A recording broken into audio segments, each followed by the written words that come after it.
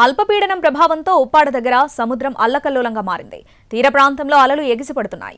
తీరానికి రోడ్డుకు అడ్డంగా పెట్టిన రాళ్లను దాటి కెరటాలు ముందుకొస్తున్నాయి. భారీ ఈదురుగాలులకి ఉప్పాడ కాకినాడ రోడ్డులో రాకపోకలకు తీవ్ర అంతరాయం ఏర్పడుతుంది. ఉప్పాడ తీరంలో రోడ్డు కోతకు గురవుతుంది. రోడ్డు ధ్వంసమవడంతో వాహనదారులు తీవ్ర ఇబ్బందులు పడుతున్నారు. ఉప్పాడ తీరం నుంచి మరింత సమాచారం మా ప్రతినిధి సాయి సుధీర్ అందిస్తారు.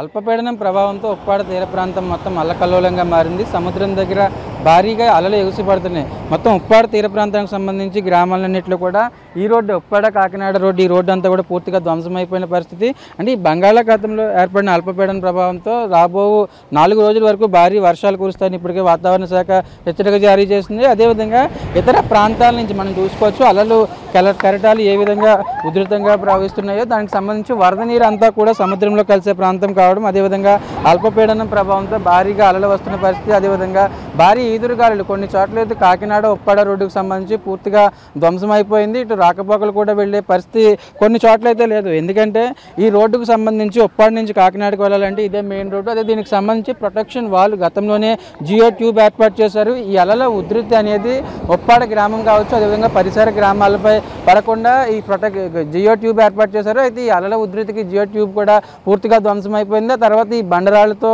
దీనికి సంబంధించి ఒక ప్రొటెక్షన్ వాల్ కింద ఏర్పాటు చేశారు. ఎందుకంటే ఈ గ్రామం పైపు సముద్రం ఎఫెక్ట్ ఎక్కువగా ఉండకుండా, అదేవిధంగా ఈ అలల ఎఫెక్ట్ అనేది ఎక్కువగా ఉండకుండా పూర్తిగా ఏర్పాట్లు చేసినప్పటికీ కూడా ఈ అలల ఉధృతి, అదేవిధంగా కెరటాల ఉధృతికి పూర్తిగా ధ్వంసం అయిపోతుంది గ్రామాల్లో కావచ్చు. అదేవిధంగా మరొక వైపు ఇటువైపు సముద్రం, మరి ఇది రోడ్డు, అటువైపు ఇళ్ళు, వీటి ఇళ్ళన్నీ కూడా కొన్ని చోట్ల ధ్వంసం అయిపోతున్న పరిస్థితి ఉంటుంది. అదేవిధంగా భారీ ఈదురుగాలులకు, ఎందుకంటే తుఫాను సమయం అదేవిధంగా ప్రకృతి విపత్తుల సమయంలో భారీ ఈదురుగాలులు వస్తాయి.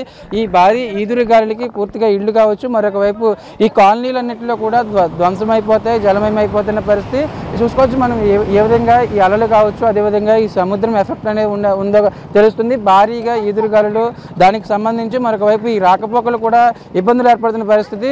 ఒక్కసారిగా వస్తున్న అంటే వరద నీరు కావచ్చు, అదేవిధంగా ఈ ఫ్లోటింగ్ అనేది అల్పపీడనం ప్రభావం, తుఫాను ప్రభావంకి సంబంధించి తీర ప్రాంతం పైన ఎక్కువగా ఈ ఫ్లోటింగ్ అనేది ఎక్కువగా ఉంటుంది. భారీ ఎదురుగాలులు ఇదే ప్రాంతంలో ఉంటే దీనికి సంబంధించి కూడా ఎక్కువగా ఇబ్బంది పడుతున్న పరిస్థితి. మరొక ఉప్పాడ కొత్తపల్లి మండలానికి సంబంధించిన అన్ని గ్రామాల్లో కూడా ఇదే పరిస్థితి కనిపిస్తుంది.